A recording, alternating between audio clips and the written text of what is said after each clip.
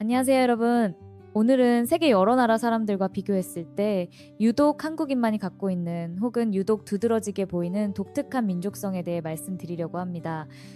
우리가 흔히 우리나라 사람들은 뭐뭐 하더라 라는 말을 자주 쓰지만 막상 구체적으로 들여다보면 그 안에는 역사적으로, 문화적으로 또 경제와 과학의 발전 속도와도 밀접하게 연관된 요소들이 많습니다. 특히 긍정적인 면들이 분명하게 존재하고 동시에 조금은 아쉬운 부분도 드러나곤 하죠. 오늘은 이 두 가지 측면을 모두 조명해 보면서 왜 전 세계가 한국인의 민족성을 주목하고 있는지 다뤄보겠습니다. 먼저 한국인 특유의 정문화를 빼놓을 수 없습니다. 겉으로는 빠른 속도, 치열한 경쟁, 효율성만을 강조하는 것처럼 보이지만 그 깊은 속에는 사람과 사람 사이의 관계를 중시하고 서로를 살뜰히 챙기는 정이 자리에 있죠. 이 정문화가 가족이나 친구는 물론 직장 동료, 이웃과도 두터운 유대감을 형성하게 만듭니다. 사실 이런 인간관계의 중심 사고는 사회학적으로나 경제학적으로 매우 흥미로운 분석 대상입니다. 예를 들어 한국의 기업 문화에서는 상호협조와 유대감을 통해서 놀라운 성과를 내기도 하지만 동시에 외부인에게는 조금 문턱이 높게 느껴지는 측면도 있습니다. 하버드 비즈니스 리뷰나 서울대학교 한국화 연구소 등의 연구 자료를 살펴보면 한국 기업들이 해외 시장에서 빠르고 유기적인 조직력을 보여주는 이유 중 하나로 이 정을 기반으로 한 결속력을 꼽기도 합니다. 즉 개인주의 성향이 강한 나라에서는 쉽게 나오지 않는 협동 과정이 한국 문화에서 나올 수 있다는 점이죠. 그렇다면 이런 정문화가 언제나 장점만 있을까요? 사실 일부에서는 집단적 유대감이 지나치게 강해지면서 눈치 문화가 심화되고 개인의 개성을 존중하지 않거나 비판을 쉽게 드러내지 못하는 분위기를 조성한다고 지적하기도 합니다. 또 회사나 조직 내에서 수직적 관계가 너무 강조되는 경우 정의란 이름으로 개인의 사생활이나 업무 영역을 과도하게 침범할 수도 있다는 우려도 있어요. 예컨대 회식 문화가 대표적이죠. 다른 나라에서는 업무 외 사교활동을 개인적 선택으로 여기는 편인데 한국에서는 모임에 불참하면 조직을 배려하지 않는 사람으로 비칠까봐 고민하곤 합니다. 물론 요즘은 개인주의에 대한 인식이 점차 확산되고 있어 변화가 일어나고 있지만 전통적인 분위기가 남아있는 곳에서는 아직도 이 관계 지향성이 때로는 개인의 선택을 제약하는 방향으로 작용합니다. 또 하나 주목할 점은 한국의 빨리빨리 문화입니다. 한국인만의 특유의 민족성을 논할 때 이 속도 지향적인 태도를 절대 빼놓을 수 없죠. 역사를 거슬러 보면 한국은 전쟁과 여러 외세의 침략, 급격한 경제 발전 단계를 거치면서 빠른 성과를 내야 했던 시대적 요구가 있었습니다. 그래서인지 무엇이든 단기간에 해내고야 많은 추진력과 의지가 대단합니다. 실제로 IT나 전자산업의 급성장, 세계적인 반도체, 스마트폰 제조 능력 등은 빨리빨리 문화에서 비롯된 압축 성장이 크다고 볼 수 있죠.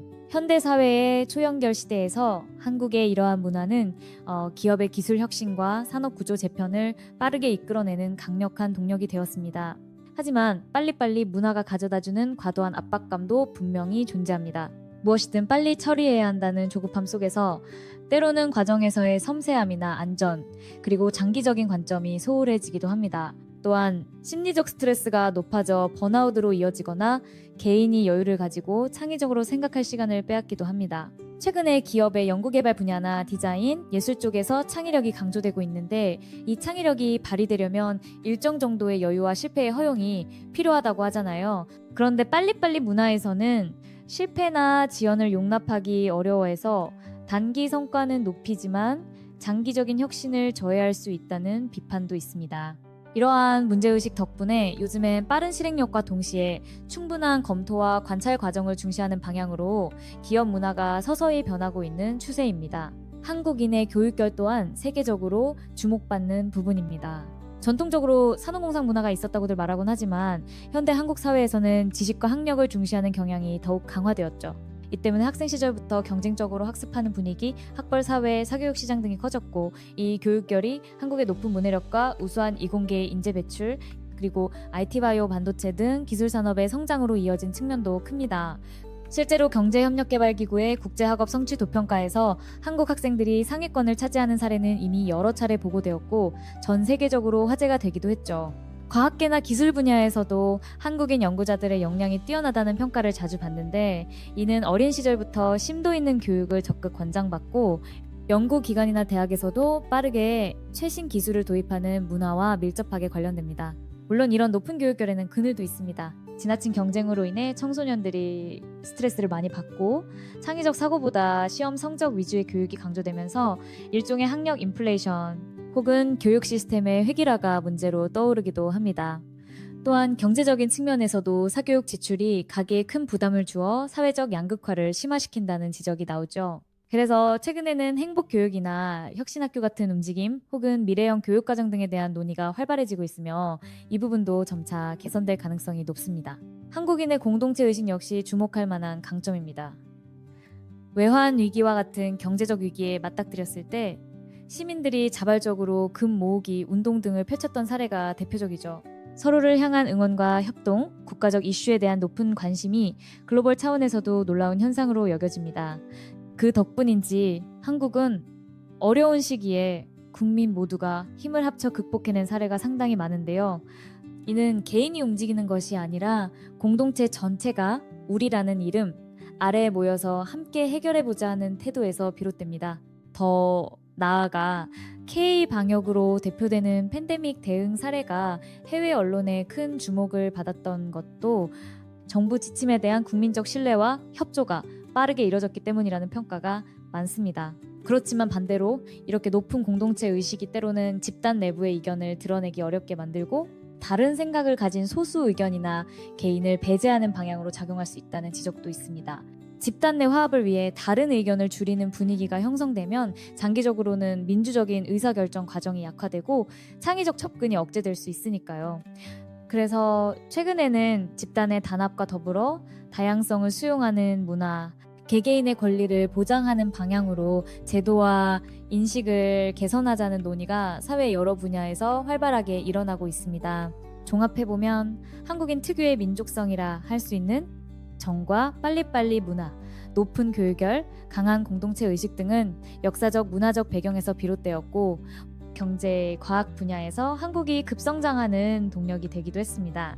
기업의 글로벌 시장 진출이나 학계 연구 성과에서도 이 같은 민족성의 긍정적 영향이 분명히 드러납니다. 물론 이러한 장점들이 너무 극단적으로 치우쳤을 때 나타날 수 있는 부작용들도 언급해봤는데요. 앞으로 한국이 더 다양성을 존중하고 국제사회와 깊이 소통하면서 이러한 장단점을 유연하게 조율해 간다면 전 세계가 주목하는 새로운 문화적, 경제적 성취를 계속 이루어낼 수 있으리라 생각합니다. 오늘 이야기의 핵심 메시지를 다시 한번 정리해 볼게요. 한국인의 민족성은 사람 사이의 끈끈한 정, 무엇이든 빨리 해내는 강력한 추진력, 높은 교육열이 가져오는 전문 인력 양성, 그리고 위기에 뭉쳐내는 놀라운 공동체 정신으로 요약할 수 있습니다. 이 요소들은 역사적, 사회적 맥락 속에서 발현되어 한국을 빠르게 발전시키는 원동력이 되었고 K-팝, K-드라마, K-콘텐츠와 같은 문화 수출에도 시너지 효과를 내며 전 세계인의 주목을 받게 만들었죠. 다만 이러한 강점들이 때로는 지나친 경쟁이나 획일화, 그리고 눈치 보기 문화나 소수 의견의 배제가 되기도 한다는 아쉬움이 있습니다. 그렇지만 최근 들어 다양한 세대와 전문가들의 노력이 더해지면서 더 긍정적인 방향으로 개선해 나가려는 움직임이 활발해지고 있다는 점에서 큰 기대를 해볼 수 있겠습니다. 자, 오늘은 이렇게 한국인의 독특한 민족성에 대해 긍정적인 부분과 약간의 아쉬운 점, 그리고 앞으로의 방향성까지 살펴봤는데요.